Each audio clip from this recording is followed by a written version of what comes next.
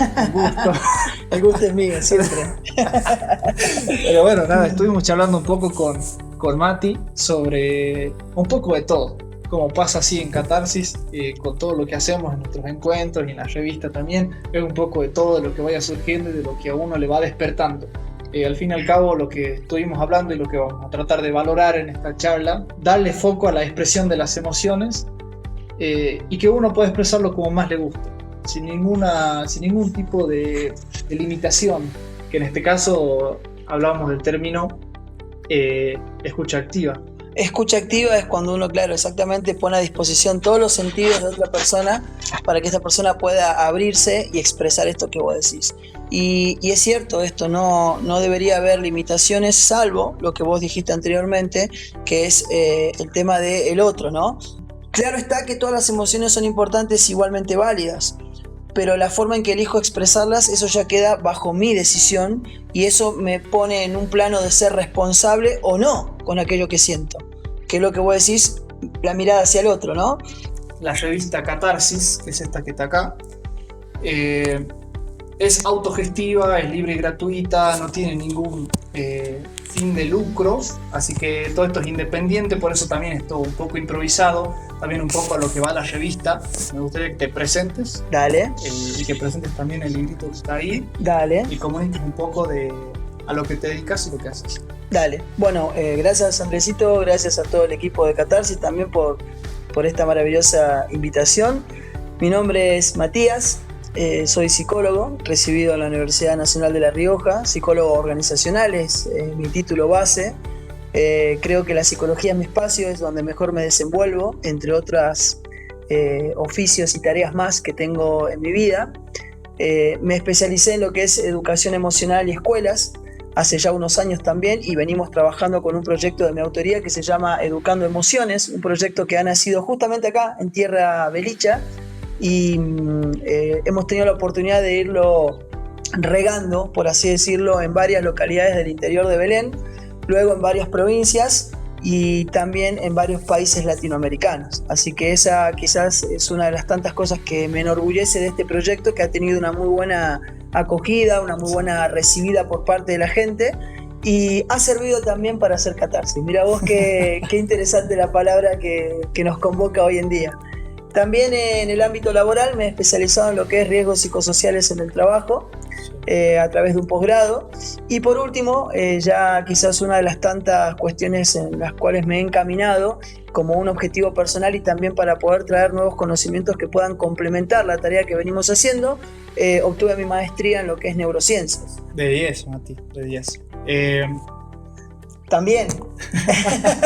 No es un detalle menor, sí, además de mi profesión y de mi pasión por la psicología, soy escritor independiente. Justamente acá Andresito tiene la primera obra que hemos publicado en el año 2019, que es El Camino de la Felicidad comienza en el ser. Tenía varias cuestiones escritas y nunca se me despertó el interés por publicar, hasta que un día dije, ¿qué tal si las compaginamos, armamos un libro y lo publicamos? Y bueno, salió El Camino de la Felicidad, un libro que también me ha llevado por varios países. Lo he podido presentar en México, lo he podido presentar en Perú, he tenido también la presentación en Bolivia. Actualmente este libro está distribuido de manera física en muy pocos ejemplares.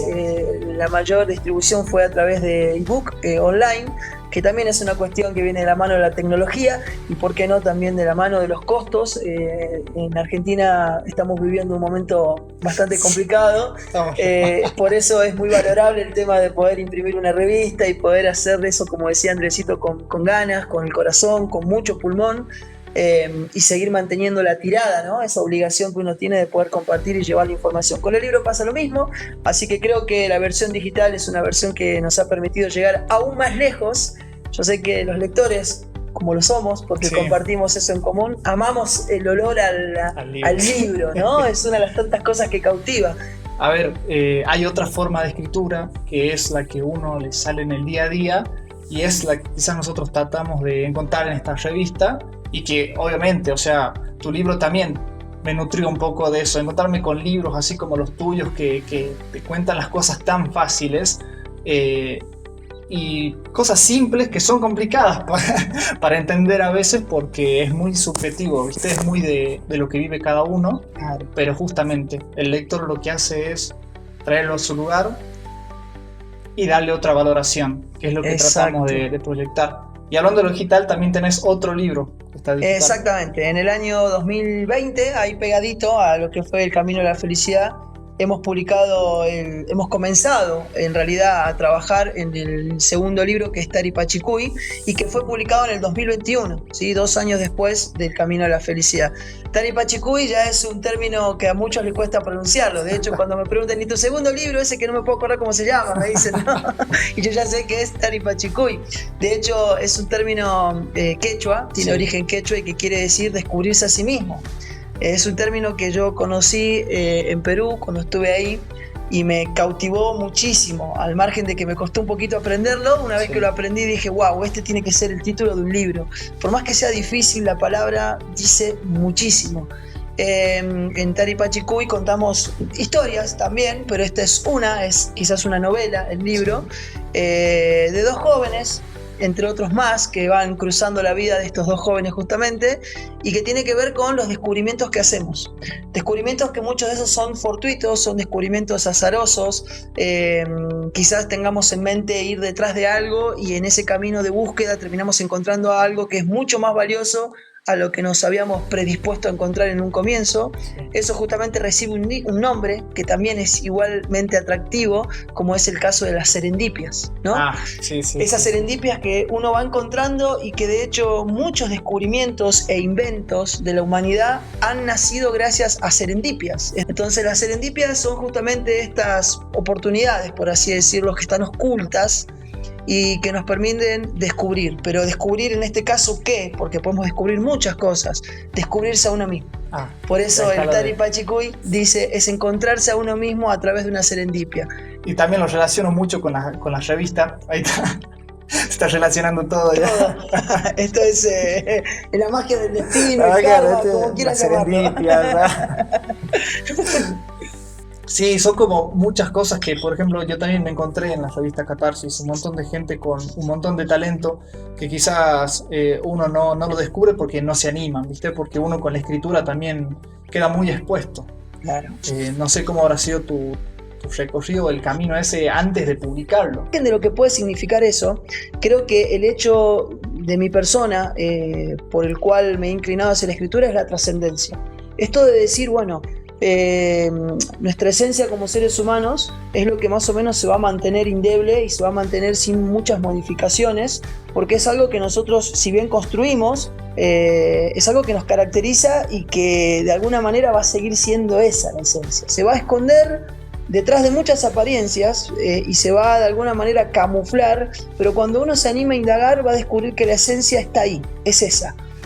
Yo creo que en los libros, que son 2 los publicados y actualmente trabajando en un tercero, tienen un poco de eso, de dejar esa esencia a la luz de quien lee, ¿no? Y en definitiva ustedes me podrán decir, ¿lo logra solo un artista? No, lo logra cualquier persona, no solo el que escribe, ¿no? Porque uno puede hacer una crítica, puede no estar de acuerdo, pero hay que tener también la suficiente valentía para ponerse frente al otro y decirle, che, acá vos sabés que no coincido. Otra cosa es pelear. Es totalmente válido. Exacto. Porque yo creo que los libros no se leen 2 veces de la misma manera. Me ha pasado y es algo que me pasa muy a menudo. Tengo una colección de libros y me gusta mucho la lectura. De hecho, creo que nadie llega a ser escritor sin antes haber pasado por la escritura. Por lo menos de una manera muy mínima y básica, te tiene que llamar la escritura, pero antes te tiene que llamar primero la lectura. Es el camino que yo he recorrido, ¿no? Sí. No quiere decir que sea la única forma, el camino, exactamente. Y lo que uno escribe tiene múltiples interpretaciones porque es justamente una manifestación artística. La manifestación artística tiene esa maravillosidad, si se quiere decir, o si existe el término, o esa belleza, o lo que fuera, de decir, bueno, vos lo interpretaste de esa manera, él de otra, y si nos ponemos a preguntar de las 100 personas que hay acá, capaz que hay 100 interpretaciones distintas. Y el arte llega, y como llegan las palabras, de una manera diferente. Por eso yo creo que en los libros siempre se esconde un amigo, un encuentro, una palabra de aliento o una forma diferente, una vivencia, o un personaje inventado, recreado, que capaz que comparte cosas en común. Con Taripachicuy me pasó algo maravilloso. Era tanto lo que había pensado el personaje, que en ese caso en Taripachicuy el personaje principal es Benicio. Era tanto que me lo había imaginado y lo había ideado y cómo va a ser y cómo, que he llegado a los últimos capítulos del libro con una historia armada y tenía que decidir qué destino le iba a dar a los personajes. Y es tremendo, sí, ¿no? Porque yo por las noches parecía como que soñaba y Benicio aparecía y me decía: haz lo que quieras con el libro, pero no me mates, por favor. Y sentía como que si me estuviera hablando, ¿no? Como si tuviera, claro, o sea, como si tuviera vida, Benicio, sí. ¿Viste? Y era tanto lo que me había metido en el libro que él me decía: cerrá el libro como quieras, cerrá como te guste, pero no me mates, por favor, quiero seguir vivo. Y era algo que me había pasado y digo, me estaré volviendo loco, o sea... Es más, Benicio está... Claro, o sea, ¿qué opinas, Benicio, de todo esto? Claro, o sea, era una locura, ¿no? Porque vos decías... pero es cuando uno se mete tanto en la historia, sí. Y se encariña con los personajes y pareciera como que hubiesen cobrado vida. Eso me encantó. Es como que de cierta manera no existen los autores. Al momento en el que hay un lector, no hay más autores. ¿Por qué? Porque, como decías vos, cada uno se lo apropia de una manera distinta. Entonces, muy bien. Se desconfigura. Yo creo que uno tiene que, ¿viste eso que dicen de que no hay que juzgar la portada? Sí. Yo creo que no hay que juzgarlo al libro en general, no solamente la portada, sino uno cuando lo está por leer, en el sentido de no buscar lo que quiere decir el autor, a pesar de que sí puede ser interesante, sino ver qué te despierta a vos. ¿Qué mejor que yo no llevar mi palabra también a través de libros para aquel que la necesita? Pero no hoy, porque puedes comprar un libro, como decía hace rato, y tenerlo en la biblioteca y algún día sacarlo y leerlo. Se dice comúnmente que los libros esperan a sus lectores. Algunos hasta por ahí también dicen que los eligen. De hecho, hay frases por ahí dando vuelta en cuando uno dice que las personas no recomiendan libros, sino que son los libros los que te recomiendan personas. Mira. Entonces, está muy bueno creer en eso también, ¿no? Yo creo que el mundo de la lectura y la escritura es un mundo maravilloso. Y de paso, ya que estamos, Andresito, si me permitís, todo aquel que escriba, todo aquel que de alguna manera haga catarsis, a través, anímese, ahí tienen una revista abierta disponible para poder publicar, y si son un poco más osados o de alguna manera tienen también la intención y las ganas de poder escribir un libro, háganlo. Si lo hice yo y lo ha hecho mucha gente, ustedes seguramente también lo pueden hacer. Así que bienvenido sea para que le demos también ese ánimo a aquellos que capaz que tengan algunas hojitas ahí guardadas y que no sepan qué hacer. No sirve de nada tenerlo guardado, hay que compartirlo. Porque al fin y al cabo no hay que escribir, ¿viste? Tampoco para pensar que uno se va a hacer famoso de la nada, pero no. Como te digo, vos le llegas a una persona y te sentís completo. La forma de poder transformar la vida de la gente es algo que a mí también me inquietó y siempre me cautivó esa idea, ¿no? De decir cuántas veces nosotros encontramos personas en el mundo que con un toquecito, con alguna palabra o con algún consejo, alguna sugerencia, o simplemente a veces inclusive desde el silencio, ¿no?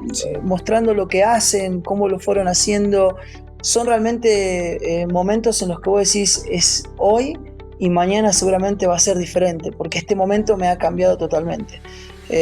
Las palabras justamente tienen esa cuestión bien inquietante, bien maravillosa y bien misteriosa también, ¿no?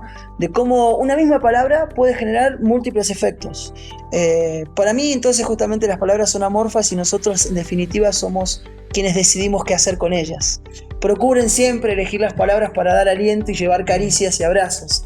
Entonces también eso nos lleva a pensar de que debemos ser responsables afectivamente, sobre todo, ¿no? Porque no crean que por usar palabras bonitas siempre se dicen cosas bonitas. Y se hacen cosas bonitas. La gestión emocional es un tema bastante interesante y que todavía existen muchas dudas al respecto, ¿no? Sin ir más lejos, si nosotros tuviéramos que remitirnos a cuánto de cierto existe en esto de poder gestionar las emociones, hoy en día es prácticamente, imposible pensar de que no existe la posibilidad de gestionar emociones. ¿Por qué? Primero y principal, nadie va a dudar de la existencia de las mismas. Lo que nosotros sentimos es información importante que nos sirve para estar mejor adaptados. Y si uno está mejor adaptado, vive mejor, entiende mejor su realidad, se acomoda mejor. Imagínate que si nosotros estuviéramos diciéndole a las personas que el camino correcto es reprimir o negar una emoción, la estaríamos privando de una posibilidad de cambio. Y por ende de una posibilidad de aprendizaje. Y por ende de una posibilidad de sobrevivir. De alguna manera decimos, lo primero que tenemos que hacer para hablar de gestión emocional, y quizás hubiese sido interesante empezar desde ahí, es diferenciar el término de gestión del de inteligencia emocional y del de educación emocional. Sí. Términos los tres relacionados pero totalmente diferentes a la vez. ¿Por qué? Y porque uno es abarcativo de otro. Cuando nosotros hablamos, por ejemplo, de inteligencias, podemos remitirnos a muchas teorías, pero seguramente la más conocida o la que de repente mejor nos abre el panorama para hablar de esto es la de Howard Gardner. Sí. Una teoría de inteligencias múltiples que está basada en teorías anteriores también, en conocimientos e investigaciones previas, en donde descubrimos que todos los seres humanos somos inteligentes y que ya no el término de inteligencia es unifactorial, solo relacionado a lo que es el ámbito académico propiamente dicho, no solo dependiendo de una inteligencia lingüística o lógico-matemática, sino abriendo un abanico a un montón de inteligencias más y que además de existir son interdependientes entre sí. Es decir, una persona puede ser inteligente en diferentes inteligencias posibles. No necesariamente estancado en una, sino que puede aprender. Exactamente, puedes aprender y poder moldear o podés potenciar aquello que de alguna manera tenés incorporado o que aprendiste. Entonces, justamente esto de las inteligencias ya de entrada nos da una premisa para que podamos hablar de inteligencia emocional. Todos los seres humanos somos inteligentes, ya no hay duda de eso. Entonces, si yo siempre lo digo, y me remito a la cámara siempre porque capaz que hay gente escuchando porque sé que están ahí, claro. Y digo, si ustedes tienen en la casa algún niño que no es bueno en matemática o que no es bueno en lengua, no quiere decir que no sea inteligente. Al contrario, hoy ya sabemos, porque la ciencia también así lo ha comprobado, la inteligencia es inteligente. El deber que tenemos nosotros como padres es acompañarlo para que él descubra en qué es bueno. Y el deber que tiene la escuela como institución educadora, formalmente hablando, porque la familia también es una institución educadora, pero hablando de la escuela, es generar los espacios para que esa inteligencia sea potenciada. Hablando ya de inteligencia emocional, nosotros entendemos que la inteligencia emocional es un constructo de una serie de habilidades, por así decirlo, ¿no? Entonces, cuando hablamos de habilidades, decimos que la inteligencia emocional está compuesta por habilidades. Habilidades que tienen que ver primero con lo intrapersonal y después con lo interpersonal, que inclusive no tiene que ver con descartar el pensar y darle solo énfasis al sentir, sino con complementar. ¿Por qué? Porque nuestra capacidad de sentir influye en nuestra capacidad de pensar y a la inversa también. Entonces, si una persona no se siente alegre y no tiene ganas de hacer las cosas, no va a hacer nada. Y eso tiene que ver con gestionar emociones, que si bien no está mal, estamos mirando mucho más allá del éxito, algo que a todos de alguna manera nos llega de maneras diferentes, incluso que es el ser feliz.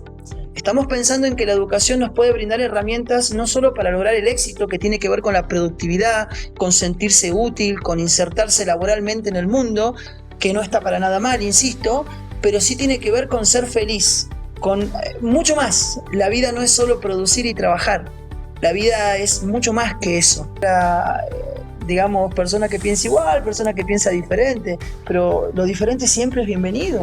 Te está brindando un punto de vista y una mirada que vos no estás logrando desde tu posición. Siempre cuando haya respeto por medio, ¿no? El respeto siempre. Ese yo creo que es el elemento clave, Andresito. Sí. Cuando uno aprende a debatir y aprende a nutrirse de lo que el otro quiere aportar, siempre en el marco del respeto. Y el aprendizaje genuino es justamente eso, ¿no? Cuando hablamos de diversidad en las escuelas, hablamos justamente de poder entender que todos tenemos diferentes formas de ver las cosas. ¿Y por qué? Y porque hay una razón muy lógica. Somos personas y somos todos únicos e irrepetibles. tenemos experiencias de vida distintas, tenemos conocimientos distintos, tenemos sueños y propósitos en la vida que son diferentes. Nuestras emociones se despiertan de manera distinta. De manera distinta, no todos tenemos los mismos disparadores emocionales. Sí. Aquello que a vos te provoca miedo a mí me puede provocar enojo. Cuando hablamos de gestión emocional, es una invitación y un desafío a yo compartir información y ciertas técnicas que para algunas personas le pueden resultar útiles o no, pero el desafío en definitiva es de quien lo escucha, quien está del otro lado, para decir, lo voy a incorporar a mi vida, lo voy a traspolar a mi realidad particular y voy a hacer de esto algo mío, para mejorarlo, para pulirlo, para trabajarlo. Nadie que acepte el desafío ha sido para mal. Yo, por lo menos de mis años que llevo con esto, nadie se ha acercado para decirme esto me ha hecho mal o peor de lo que yo estaba viviendo, sintiendo, sino que la mayoría dice, es difícil, es complicado, porque encima en la teoría todo funciona bien, en la teoría todo suena maravilloso y divino. Cuando vos decís, alguien me está haciendo enojar, bueno, contá hasta 90, y decís, ay, qué lindo que suena, pero en la práctica vos tenés a la persona del otro lado que te está agrediendo y no vas a poder contar hasta 90 con mucha facilidad, pero se puede. Entonces, llorar cada vez que uno sienta que está ese llanto ahí, y hay que soltarlo, hay que largarlo. Hay gente más sensible que otros, hay gente que llora con mayor facilidad que otros, pero eso es parte de nuestra naturaleza de ser únicos, ¿no? Poder expresarlo para mí ya es un logro. Entonces, sacar esa idea de que el camino era negar o reprimir e instalar la idea de que es necesario expresarlo. ¿Cómo? De 1000 maneras diferentes. Hemos mencionado solo algunas de ellas. La escritura. Primero, ¿qué te parece el proyecto de la revista? Así un poquito general. Y finalmente, si le encontrás algún valor, ¿y qué le dirías a las personas que tienen ganas quizás de participar pero no se animan, que escriben pero no se animan a publicar? En primer lugar, bueno, respecto a lo que es la revista Catarsis, es una idea maravillosa. Creo que faltan muchísimos momentos y actividades y lugares y ideas para que nosotros podamos seguir haciendo catarsis. A veces hace falta esa cuota de liberación, esa válvula que quita la presión del día a día para poder volver a empezarlo más liviano, más tranquilo. De hecho, los seres humanos en esto que es la gestión emocional hemos descubierto que muchas veces llegamos hasta acá y es como la gota que derrama el vaso la que hace falta para uno decir, no hacía falta hacer catarsis. Cuando yo lo comparto en una revista, en un libro, en un espacio abierto de charlas, estoy haciendo catarsis, pero también estoy diciendo esto es válido, esto es lo que nosotros debemos hacer, es el camino más sano que podemos empezar a instalar de alguna manera para que la gente entienda que reprimir y negar no era lo correcto. Y charlar.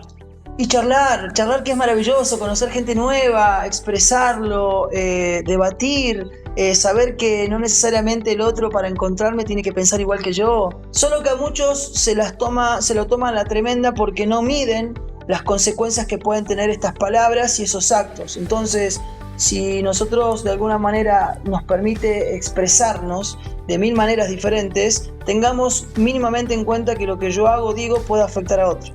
El artista maneja muy bien esto de hacer catarsis. La mayoría de los artistas comúnmente eligen el arte por una necesidad de expresar lo que sienten. El arte da para eso, ¿no? Como hay gente que hace obras maravillosas con basura. Entonces nosotros decimos, la vida es un arte. Porque cuántas personas hacen algo muy bonito con su vida cuando solamente se han encontrado en el camino pura basura. ¿Entendés? Entonces vos decís, wow, estos son artistas. Han vivido muy bien porque han hecho obras realmente hermosas, han hecho algo bueno con su vida, cuando la vida le ha dado la peor basura de todas.